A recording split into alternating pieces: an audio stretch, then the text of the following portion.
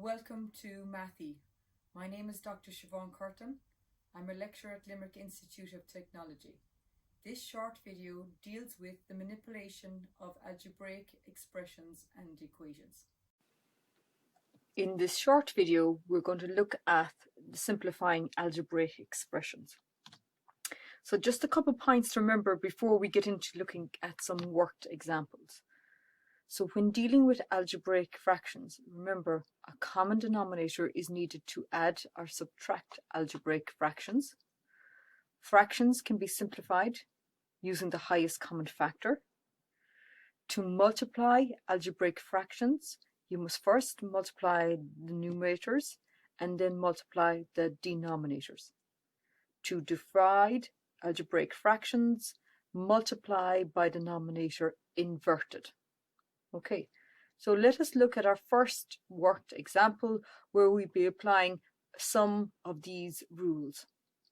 So here is our equation. Simplify a to the power of 3 by b squared divided by ab squared minus a squared b.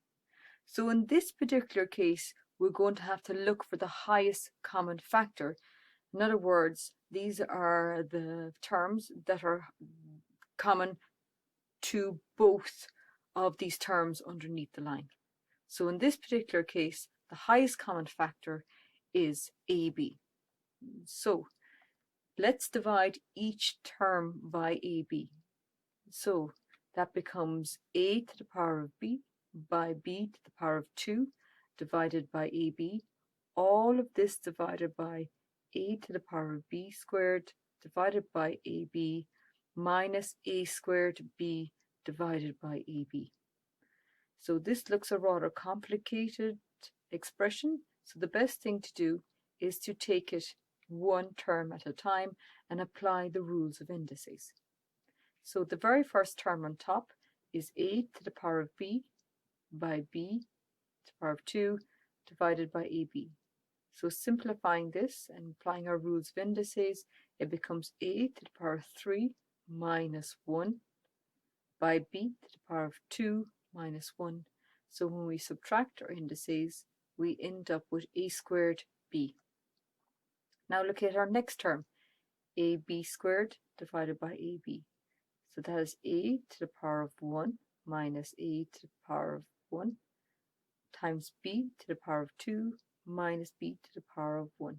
So that ends up as just being b, and a squared b divided by ab is a to the power of 2 minus 1 by b to the power of 1 minus 1, and you end up with the term a. So the next thing is to bring all these terms together. So the very first one, the very top fraction, is a squared all over b, a squared by b divided by b minus a. So when we simplify this particular expression, a to the power of 3 by b to the power of 2 divided by ab squared minus a squared b, we get the following expression, a squared b divided by b minus a. Now look at our second worked example of dealing with algebraic fractions. So in this particular case, we've got b minus c squared plus b squared divided by b. All of this divided by 1 all over c minus 1 all over b. So in this particular case, why don't we look at the top half of the fraction first? So we're looking at the numbers that are just above the line here in this particular case. So we're going to take those. And what we're going to do is we're going to look and see what is the common denominator there. So remember, b is all over 1, so the common denominator is b. So b minus c squared plus b squared divided by b is equal to b times b minus c squared plus b squared divided by b. So we're going to tidy that up a bit. It becomes b squared minus c squared minus b squared all over b.